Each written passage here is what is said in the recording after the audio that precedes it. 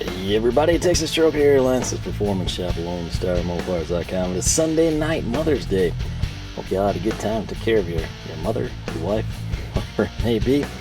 And trying to be a little productive here, get some stuff cleaned up. We have a pretty heavy box, and trying to position it so you kind of can't see what it is. But what is it, you ask? Well, if we do the magic tilt, it is a 1-ton push beam trolley. Haulmaster, this came from Harbor Freight. Price point on this thing is going to be $62.99. That's your standard price. I believe this one, back when I got the others, they were picked up, 20% off coupons and everything. With this, that's a thing of the past. However, I want to say a couple of weeks ago, this was on one of their instant savings deals, so I went ahead and took advantage of that. But what I want to do is open it up, kind of show you what we've got, and get it hanging from our gantry crane, mainly so I can get the 1-ton hoist out of the floor along with this box. It just seems like a better use of my space. So, highlights right here while we have it. It is dual wheels that fit straight or tapered beam track. It's going to work on straight or curved track. I've never in all my life seen a significant, slow 90 or anything with an high beam. I'm assuming it's a thing, and I can think of places where I may have seen it when I was little, but I didn't really process it, but everything I'm used to is just straight shots with high beam. So durable powder coat finish, and it has got a double reduction dual lead sharing steel gears. Now this is important, and what I had done initially, even before I had the gantry crane, in prep of either A, building my own, or B, having it, to throw over a beam in the shop, I picked up not only a 2-ton chain hoist, but a 2-ton trolley, and I think I brought a 1-ton at the same time. I don't really know exactly what I did. It's been a while, but what I found was that the 2-ton, which typically, you think is a little overkill, you're doing the right thing, actually does not fit. I did not open it and try it, but according to the specs, the 2-ton would not fit the I-beam included with the Harbor Freight gantry. So if you have the Harbor Freight gantry crane, this is the one you would want. And granted, yeah, the capacities match and everything, but again, sort of like if your vehicle weighs 3,100 pounds and you want 3-ton jack stands, I mean, what's to stop you from having that extra bit of safety built in, right? Not the case here because of the specs. Thankfully, I looked at that before opening it, but minimum curved track radius is going to be 3.28 feet. The I-beam flange width, and this is important, 2 11/16 to 5 1/8. Okay, you're getting into a pretty beefy I-beam at that point. On the gantry crane, what we have, it's 3 inches in width. And I don't remember exactly what the 2-ton was. Obviously don't have it anymore. But I know I want to say that its minimum was listed above 3 inches. It might have been 3 1/4, 3 1/2, something like that. Don't hold me to it. But going by the specs, it was a no-go. Let me zoom in so you can read along if you'd like to. The hanger plate thickness, it's 5/16 thick. So again, if you want to custom, cut one of your own, if you got a plasma table sitting around or whatever it may be, you want to oxyacetylene, cut something out of 3/4, you can do that. It's going to change your spacing requirements in the instructions, but just proceed accordingly. It's just washers after all. The hanger hook opening, which that may be important if you're trying to get by with something you have pre-existing, whether that be a chain fall, whether it be a lever hoist, whether it be an electric. If it's something weird, keep that in mind, and then in that case you may have to make your own. But wheel dimensions 2 3/4 with a 3/8 wall, and the trolley dimensions themselves are going to be 8 7/8 long, 4 7/8 wide, and 6 3/8 tall. Again, timestamps and links, as always when I do things, are down below. Now, if you pull this up online, not the box, but the trolley, you're going to see the 1-ton is orange, okay? The thing that I got out as I turn around and look at it is gray. It actually looks better in my opinion, and it kind of matches the gantry crane and the 2-ton chain hoist. But the 1-ton chain hoist is legitimately orange. I've got one sitting over there in the floor. Crapshoot here, I'm assuming this is going to be gray, like the one that we have. The label itself, it's sort of black. But online, the listing is orange, so that's sort of going to be semi-exciting as we get this thing opened up. There's going to be our instructions. You can seal everything. And again, that will also spell it out to you. It looks like it's gray again, which no complaints here. This is our lift hook. You don't want to just cast that aside. And let's see here. Yeah. That is what we thought it would be. So I'm going to awkwardly fold that out of the way. And this setup here, that's going to be our run through. We've got our spacers and then the washers. We're going to position that. The manual will actually tell you, hey, you know, if your beam width is this, use X number of washers, so on and so forth. I don't want to set that on my work mat because this thing was greasy last time.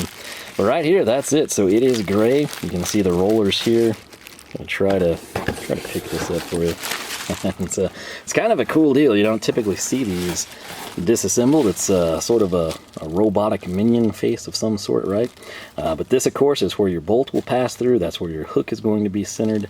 Then check that out. It's actually pretty smooth. And if you ever did need to service these for some reason, if you quit rolling, if there's just a terrible, terrible squeal, you just got a little circlip there. Coming around to this side, you can kind of see it's held in place with the pushed rivet. You've got the clip. And again, I'm going to shut up so you can listen. Spins true, no sound, no squeal, all is good in the hood. And with that, let's get this out of the box. And I'm going to show you this side because it'll actually have a product label. And I can tell you right now, if this is like something you're going to put at your place of work, if this isn't like a residential, you know, hobby type shop usage, there's a very good chance you'll either have to stamp this or paint it or something. Not only like if you're regulated by anything, but just, you know, your insurance may come in and tell you you've got to do something like that. But again, exact same thing here mirrored. However, the big difference, boom, 1 ton push trolley. So just ubiquitous safety stuff. You can't see it from the ground level anyway, but you know, it's one of those things. And there's your little part numbers. I do believe there's parts to service these. Don't hold me to that. I think it's in the owner's manual. But what I'm going to do with this last time, I actually put this together while the crane was, you know, on the ground. And so I didn't have to like stand up and do it. These can get very, very heavy. Anything when you're holding it overhead seems significantly heavier than it is. I don't think we're going to have trouble with this one. If you've got somebody on hand, not a bad idea to utilize them. Also, a ladder would be advisable. Currently, I've only got a step stool out here. I'm going to see if I can do it with a step stool. But again, you know, just practice safety, be smart. If this falls, it's probably not going to hit your head, you know, but it very easily could hit your foot. Might not break it, but it's probably not going to be pleasant. And of course, top of your foot going to bruise very easily. So be smart. Vice grips, magnets, rope, chain, whatever you need to do, you know, just be smart about it. If you've got an adjustable height, well, gantry like we do, lower it down, make it easier on yourself. And again, if you've got all the equipment in the world, just go do what you got to do. Obviously, bucket lift, you know, scissor lift, whatever.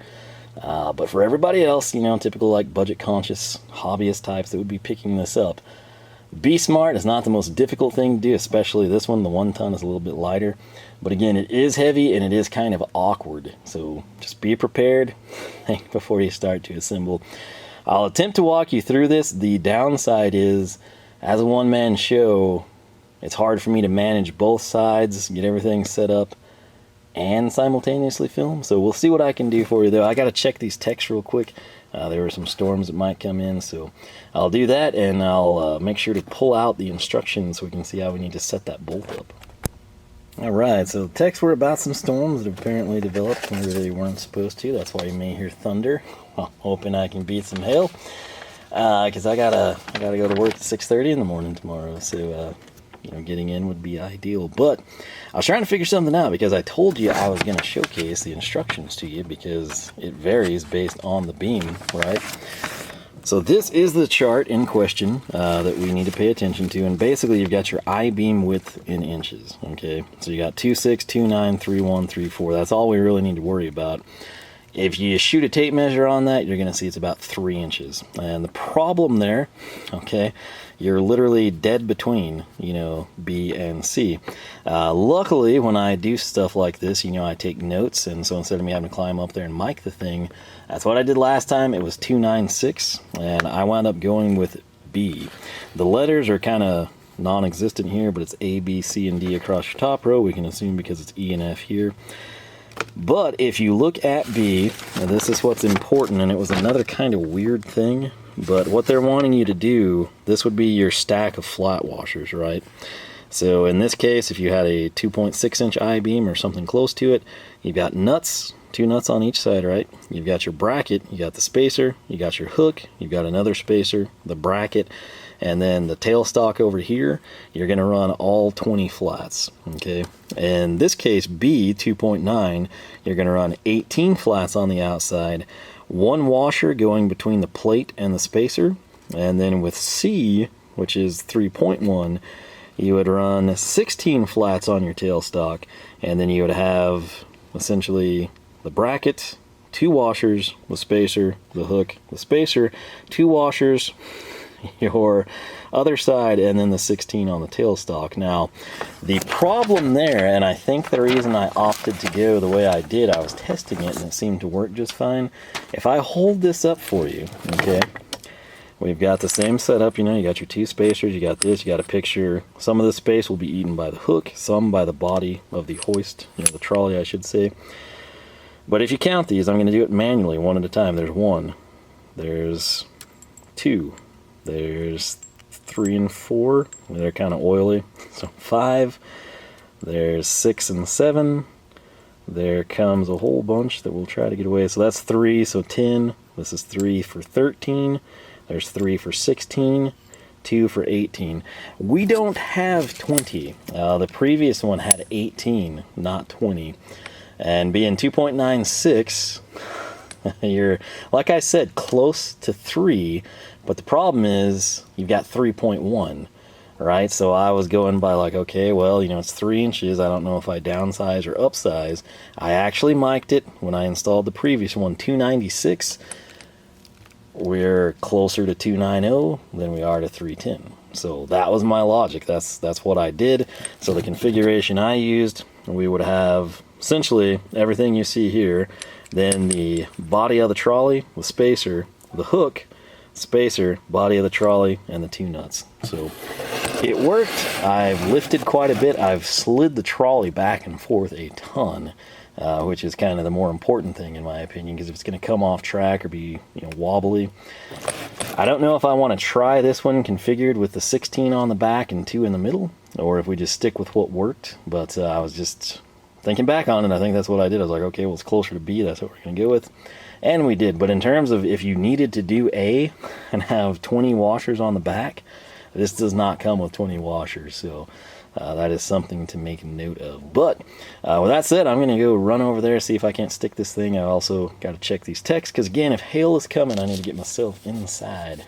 And hope it passes quick, because I need a shower. But anyway, I'm going to step over there. Hopefully we'll be able to do this from the step stool. I'll attempt to film it as well. Having the ladder out here would be ideal, but with, you know, thunder, lightning, and hail, I'm not really feeling going and getting the ladder from the house, so I'm just going to roll with this. Wish me luck, and we'll check back.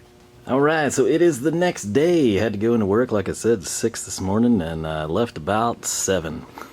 So long day, 13 hours, and the good news is I go back and do it again tomorrow. So what am I doing out here? I don't really know, but you got to make progress with what you like. So that's what we're doing. And something I noticed last night was not going to happen for me utilizing the step stool. So we've got this to look forward to. The ladder is super nice. A, because it's taller. B, because I can get above the beam. C, because things are less likely to fall on my head because of the aforementioned factors. And also, not gonna lie, the biggest advantage is right here. You've got the paint tray, you've got the top, and that allows me to set things down. So these are giant metric nuts, and I don't have anything near that big in metric. So what I do is use pliers wrenches. And a tool that we are going to be using on this one, that you don't even know that I have, is going to be a Stahlwille pliers wrench. I'm very excited. It'll be its first job. and got that thing. I've ordered a long time ago. It came in Friday of this past week, so this will be its first big deal, if you will. I'll probably pair with a Knipex on the backside. Started to do Ghidorah, but I figured, yeah, we'll just go with that. So we'll see how we like that, but this is, like I said, super hard to film when you're solo. So again, this is a setup.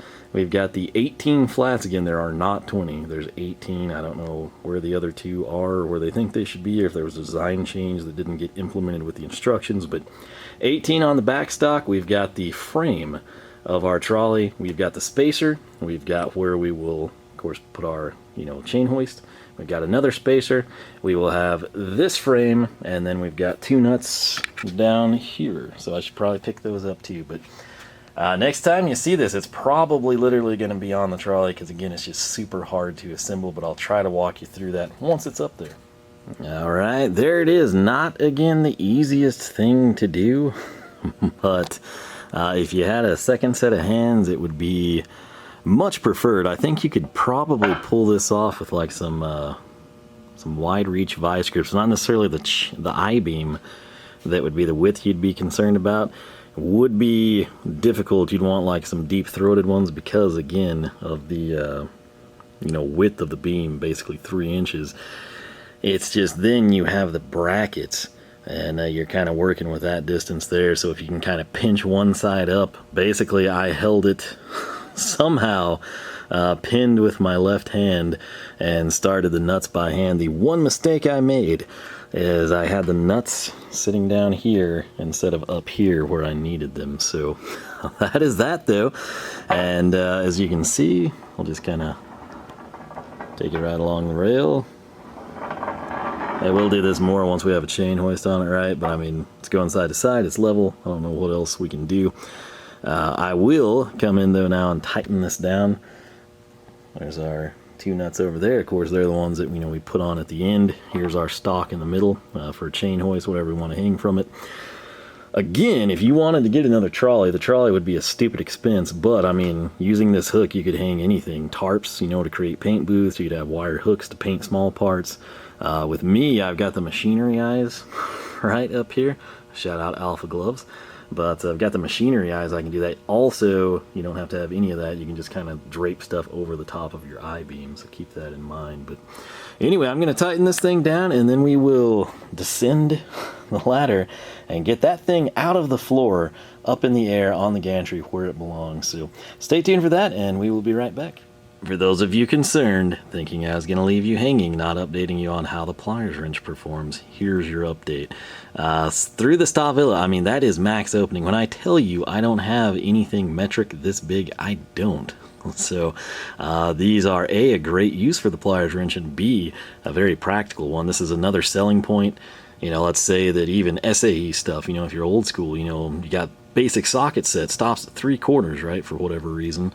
You're going to have bigger bolts than that you're going to encounter in life, right? And maybe not very often, and that may be where something like this comes in. But, I mean, there's no sleight of hand here. Speaking of that, I nearly knocked that off. But here's this hand that's now holding the camera. Here's this hand, and check this out. That's proof in the pudding right there. So max opening, and boom, holding it.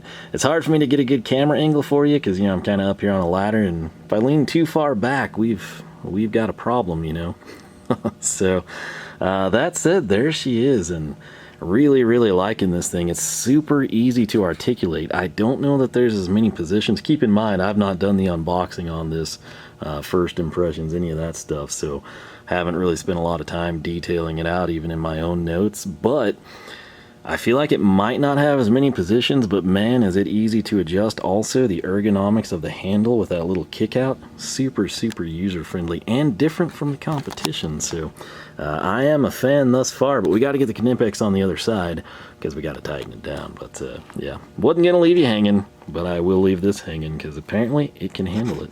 But again, my apologies if any of this is blurry. It's just gotta work with what you got, so I'll get this tightened down and we'll get the chain hoist up. We'll wrap this thing up. Again, far from ideal. We've got the buzz of the fluorescence above us, but check it out. That's right. No hands on either one. I gotta say, that little hook around down at the bottom of the Stahlwille is super nice. The Knipex does seem to have more capacity in addition to, I think, more positions. Therefore, it would make sense, more capacity, more positions. Again, haven't gone through, counted it with a fine-tooth comb or anything, but man, this works nice, because again, I would not have anything that size, so works really, really well. Pretty happy with it, and again, I just basically torque these down as needed. Got to seat this one on the back side. Again, not really in a great position to film or even really do this task, but there they are, just kind of hanging out. So if you're ever thinking like, man, you know, those pliers wrenches are super cool, but what's a real application for the average person that could justify the expense or the cost or the purchase? This is it. You know, anytime you exceed the capacities of whether it be a wrench or a socket, you're kind of able to reach for something like this. So that's it. I don't want to fall off the ladder, so we're gonna wrap this up, get this tightened down, and call it good. All right, so you might notice that chain stained cardboard over there that we used when we assembled the gantry. Well, not a hoist sitting on it anymore. There's chain here though, and it's coming from the sky, so we must have hung the hoist, right? And that would be 100% correct. As we come up here, ignore the masking tape, that's that little US General hook. Those are brand new. They're designed for their, you know, like toolboxes and roll carts and stuff, but they were out of the regular big magnetic hooks and they had these, so I picked them up. But more importantly, there it is. That is the 1-ton chain hoist with the 1-ton trolley on the gantry crane. Now coming to this side, just for comparison, we've got the same trolley, of course, because again the 2-ton is too big, but we have a 2-ton chain hoist.